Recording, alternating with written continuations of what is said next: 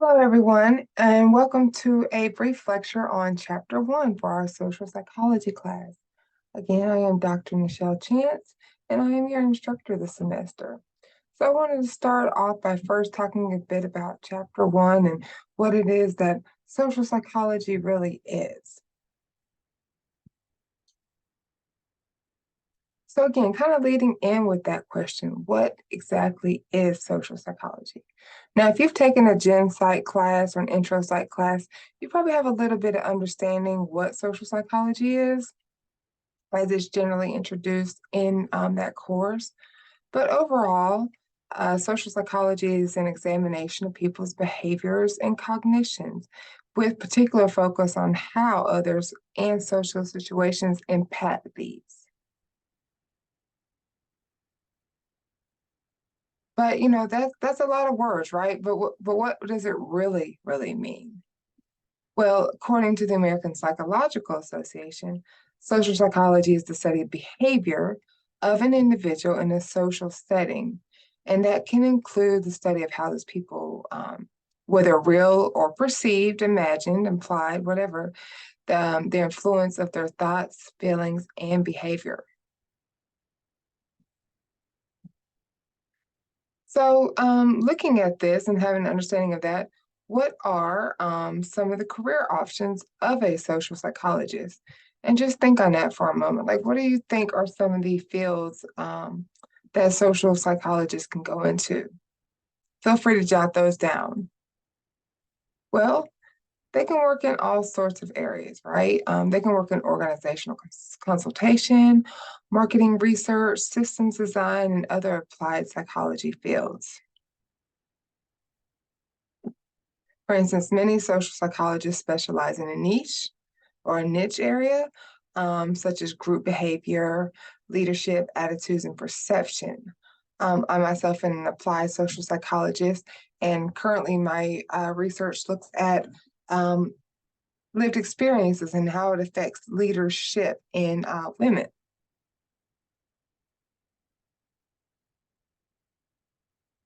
So the next obvious question will be, well, we know what it is, so why do we study social psychology? Like, why is it important? Well, we study social behaviors because humans are social beings. Just like your book shows, we are social animals. A quote by physician and commentator Lewis Thomas states that we are by odds the most persistently and obsessively social of all species, more dependent on each other than the famous social insects, and really, when you look at us, infinitely more imaginative and depth at social living.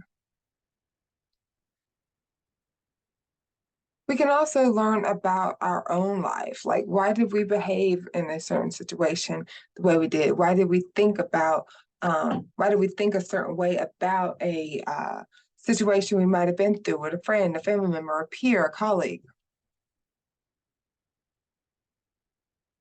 Consider the question, have you ever had buyer's remorse? Like, did you ever buy something or go somewhere and had no intentions of buying something, and you still ended up buying? Well, interestingly enough, that's an area that's covered in social psychology, right?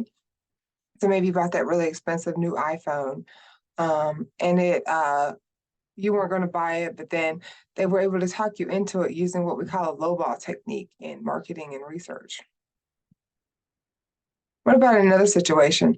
Have you ever dealt with a lazy teammate, whether it's an athletic team or a work team or an assignment team? There's always someone, who seems to not pull their weight within a group project. That's a concept called social loafing, and that's covered in group dynamics. One of my favorite ones. How many of you all are familiar with that? Hashtag New Year, New Me, every New Year's Eve, right? You hear people stating it. You see statements on social media, videos, all things. That's actually one thing that is referred to and studied under the false hope syndrome. And this is a hypothesis or a theory within social psychology. And these are just a few of the theories that we talk about within social psychology. Um, there are tons of others that we will be touching on as we evolve into the course. There are also other reasons why this field is so important as well. For instance, the application to real world problems is a critical area for social psychology. We're able to address issues such as conflict, again, challenges between humans, whether two or more, and consider what about scientific problems, right? What about those challenges that emerge? Um, One thing that's there's generally a split on is climate change, and if you are a proponent for understanding the despair of climate change, I mean, and if you're dealing with a 105-degree temperature that feels like a heat index of 111, I can't imagine how it's much harder to understand that climate change exists. But perhaps researchers are part of the team that's going to be responsible for helping to convince people and decision makers on the steps that are necessary to help try to reduce this for longevity of the world. Also, consider about when people's health is troubled.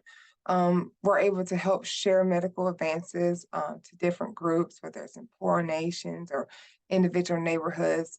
And we're able to communicate effectively to help prevent the spread of diseases. And of course, in the realm of social psychology, we talk about discrimination, and it's quite a popular area in social science research. Now, foundationally, what we do in social psychology is like that of other fields or just other disciplines. We do research, and that allows us to describe social situations and thus explain what's happening. Of course, those are the first two steps. We do this essentially by supporting and developing theories. Um, this is drawing connections and conclusions between observed behaviors. We find a pattern to try to see if we can predict future behaviors. Thus, we're able to draw these implications for potential future behaviors that may or may not occur.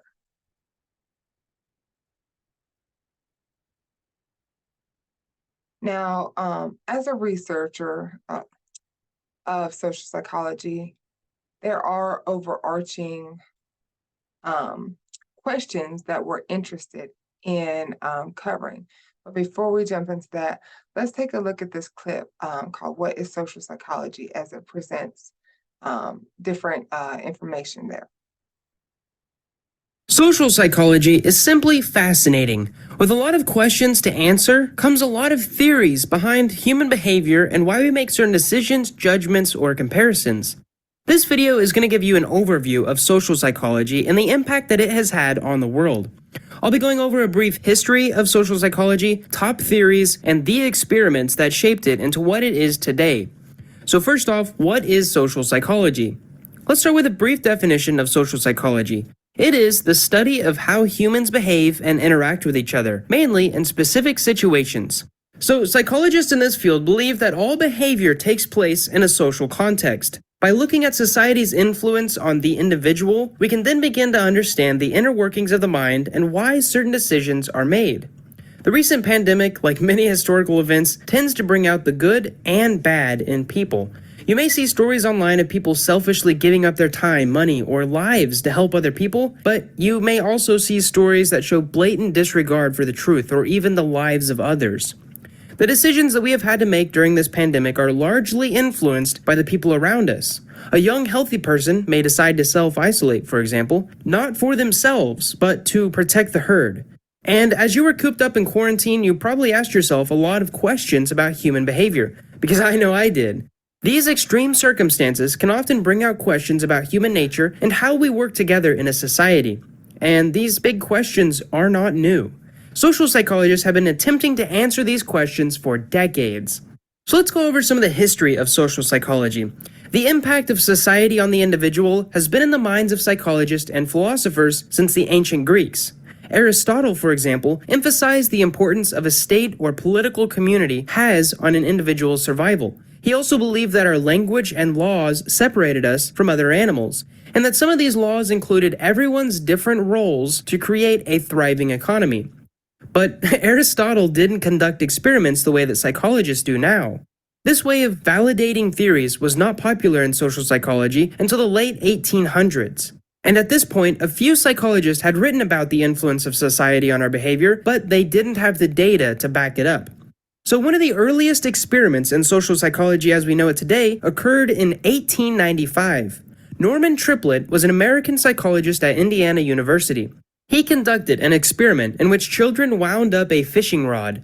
Some children completed the task alone, while others were in the presence of other children. And what he found was that the children who were among their peers were motivated to complete the task faster. And this is how the idea of social facilitation theory was born, which I actually have a video which I'll release later, so make sure to hit that subscribe button. Social psychology gained popularity in the early 1900s, but it really took off in the later part of the century. World Wars and the Great Depression in America raised a lot of questions about society and its influence on specific individuals. Racial prejudice also influenced the work of many social psychologists. And during the 60s and 70s, darker and more shocking experiments on human behavior forced psychologists to look at the process in which experiments are conducted and how to ethically approach social psychology. And the study has expanded well beyond America's borders. Today, research and influence from all over the world has continued to shape social psychology and how it's approached. There's still a ton of stuff to learn. Next, let's move into the basic beliefs of social psychology. So the basic tenets of social psychology do more than just address how humans interact with each other. They also lay out how to collect data and observe people to build theories within social psychology.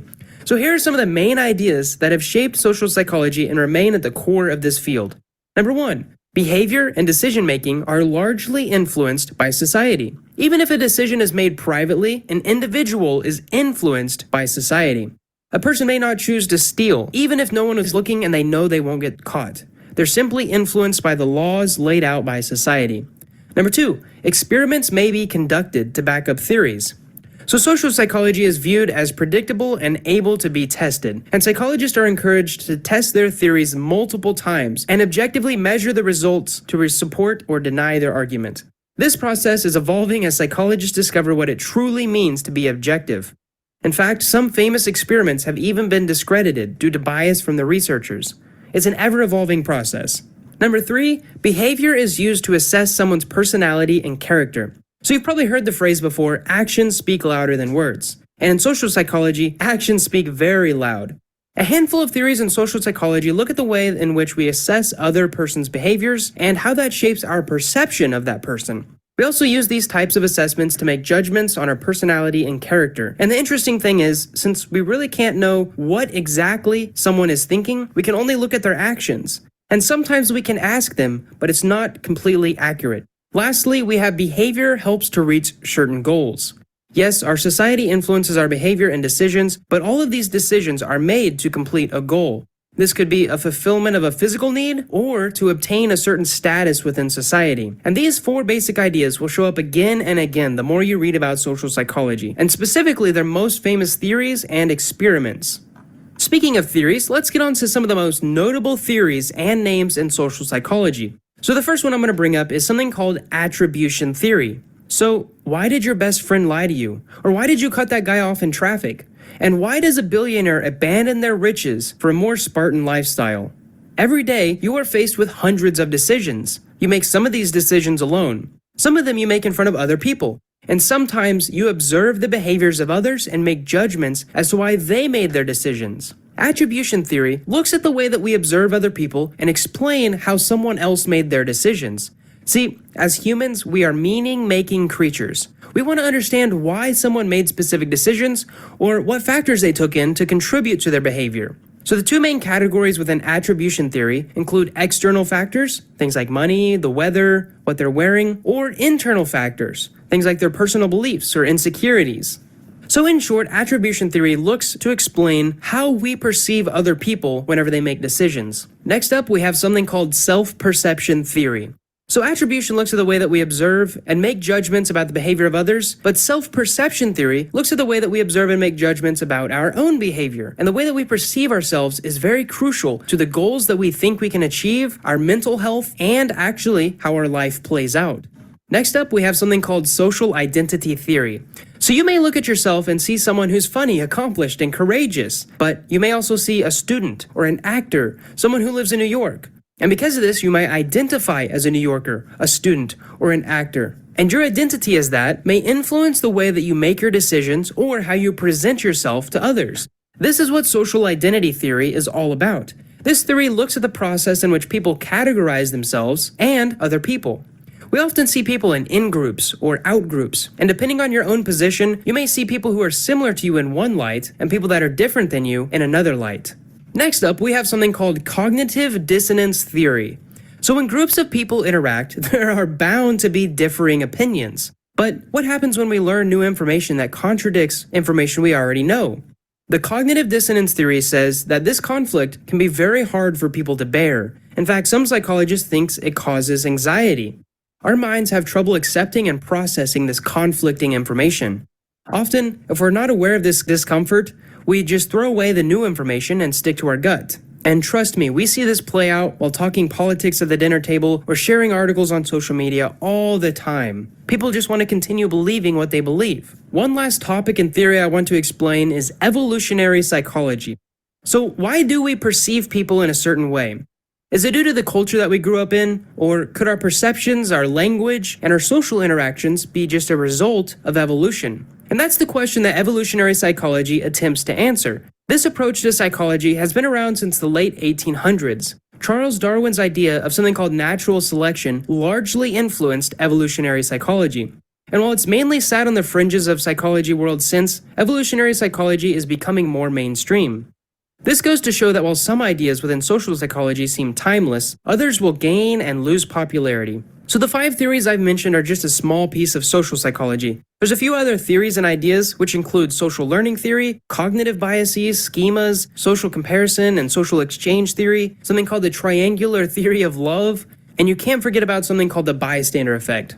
So social psychology doesn't just look at why humans make good decisions and follow the rules, because many of these theories and experiments in this field attempt to answer the questions about why humans do bad things. Many of social psychology's most notable or notorious experiments happened in the years after World War II. How could humans commit such atrocities? How can we prevent the attitudes and behaviors that led to the rise of Nazism? Well, some of these famous experiments I'm going to go over really quick. If you've seen some of my other videos, you may actually be familiar with these experiments and the impact that they've had on the world of psychology. So first up is something called the Bobo doll experiment. And this is actually one of the most famous experiments in all of psychology that helped to form something called the social learning theory. So the Bobo doll experiment placed children in a room with an adult, an inflatable Bobo doll, and other toys and other things that they could play with. Some of these adults acted aggressively towards this doll, while others left it alone or maybe were gentle with it. Psychologists found that the children who observed the adults being aggressive were also more likely to be aggressive themselves. And what this did is it showed that children can learn by modeling or observing other people's behaviors. Next, we have the famous Stanford prison experiment. The Stanford prison experiment may be the most notorious of all. In fact, you can actually watch a movie about it on Netflix. The experiment placed college-aged boys in a simulation prison, while half of the group role-playing as guards and the other half role-playing as inmates. Very quickly, the guards and inmates took to their roles, and both of these roles became violent, and the experiment was actually put to a halt only after 6 days. This experiment attempted to show how quickly labels and roles can affect a person, even if just in a simulation. Another very famous experiment is the Milgram experiment. So why do we make questionable decisions? Sometimes it's just because we're following orders. We're doing what we're told. And in the 1960s, Stanley Milgram conducted an experiment in which people were instructed to deliver electric shocks to participants, which they didn't know but they were actually actors. And these shocks were as high as 450 volts. But the researchers instructed the participants to give the shocks. Surprisingly, a lot of participants actually delivered the shocks. Even if they felt uncomfortable about it, they still followed orders. Milgram's experiment, like the Stanford prison experiment, goes down as another notorious and potentially damaging experiment to the participants issuing the shocks. But it does offer an explanation for why people may commit crimes or make other unethical decisions. And as I near the end of this video, you should know this is just the tip of the iceberg. There's a lot more to the scientific field that we call social psychology. After all, it's been discussed since the days of Aristotle. This field will continue to evolve, especially as the world faces new challenges and creates new technology. Social media, for example, is at the core of many social psychology studies. 30 years ago, though, social media wasn't even a term. So take the time to learn the basics of social psychology and build yourself a library of knowledge on how society impacts individuals. You may learn something about yourself, your culture, or how the people around you view the world. I really hoped you guys liked this introductory video on the social psychology, and I plan on producing a bunch more videos on specific social psychology topics. So hit the subscribe button if you're not already subscribed, and leave any questions or maybe video ideas down below in the comments. Thank you so much for watching this, and I hope to see you in the next one. So that's a practical psychology video that I think does a really great job of identifying, and introducing social psychological topics.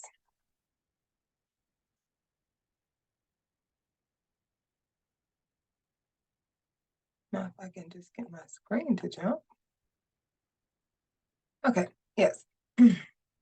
So how are we all alike? Or should say, how are we all like social psychologists? Because some people may hear some of these concepts and be like, oh, well, that's just common sense. That's just human behavior. Well, when you put the scientific evidence behind it, then you move beyond just, presumption and assumptions. All human beings interact with other human beings, even if it's in slight, and moderate amounts. And human beings naturally develop hypotheses about human behavior and social behavior. It may not be formal, but we still think and predict, this person is going to act this way in this situation. And you proceed to communicate, and you either have your hypothesis supported or denied.